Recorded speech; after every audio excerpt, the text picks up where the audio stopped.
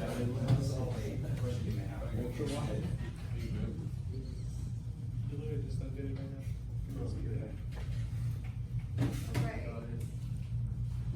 Did everyone get that board?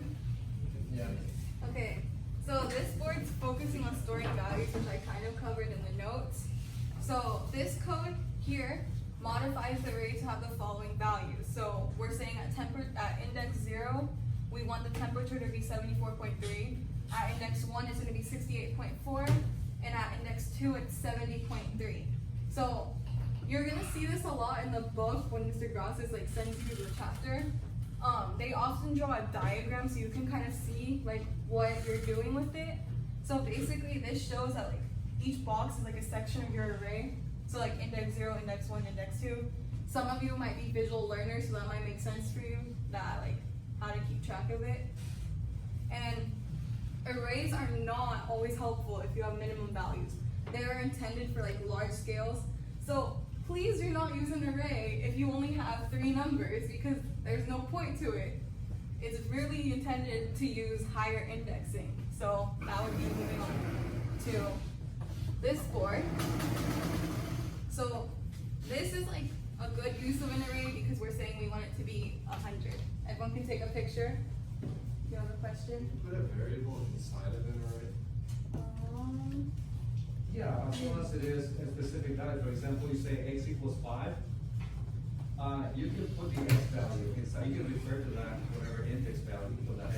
Yeah, you have to do it. Okay, so this example, it requests an array of 100. And I do that by calling double temp equals new double 100. And I drew a diagram. So in this diagram, I showed you like these are empty right now, that's why it's like 0.0, and it's a double, so we all know that's like a point number. And the highest index for this would be 99 because of zero-based indexing. So zero-based indexing basically means that each array will start at 0 and go to whatever highest number. It's basically your whatever you declare minus 1. So this one goes from 0 to 99. Suppose you want to use a scanner to read each like number individually. Remember, import your scanner before you start making your array. So you would do scanner input equals new scanner system.in, and you would put that before, and then you can use input.next double. So you can use a for loop with this to make a controlled variable to take on the values of 0 to 99. So the example of for loop you can use would be for in I equals 0, I is less than 100, I plus plus, then inside of it you put temp I equals input.next double. And as you see, I use input.next double here and here.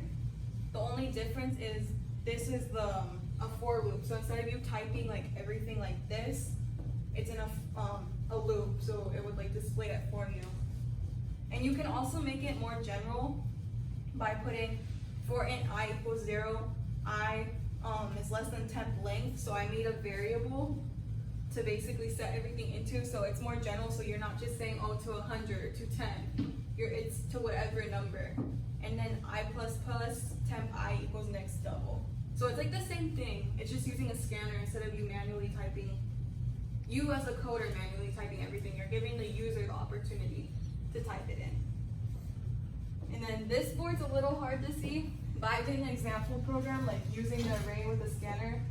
So last week I think it was, you guys did the Chinese Zodiac program. So first of all, I imported my scanner, I called my class and my name. So the first step I did was I created a scanner input equals new scanner system.in. And then I created an array of Chinese zodiac animals, which is I use the shortcut syntax, which you guys will learn how to use properly. So I did string bracket zodiacs, and then I put all the zodiac that I wanted to be able to be printed and curly braces. And then after that, I want to prompt the user to enter a year. So I did system.out print enter a year, int year equals input.next int. So we all know that basically means I'm setting the integer of year to be whatever the user enters, and then I want to display the zodiac for the given year.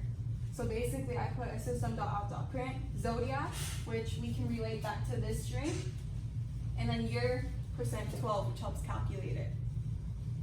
And I have it on the computer so I can show you how it runs.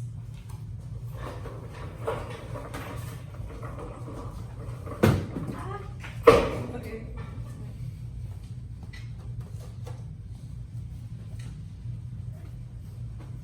And then, so this is the same program that I had typed, that I wrote, and basically when you print it, when you run it, okay, so pick a year, someone. 2002. Okay, 2002. If we type 2002 in, it basically will print that it's the force, and the line that calculates it is this, and basically since I declared it in the curly braces above, I'm basically calling this variable zodiacs, this array, into my print, and then I did year percent 12, which is what calculates it. That makes sense. And that's pretty much it for today.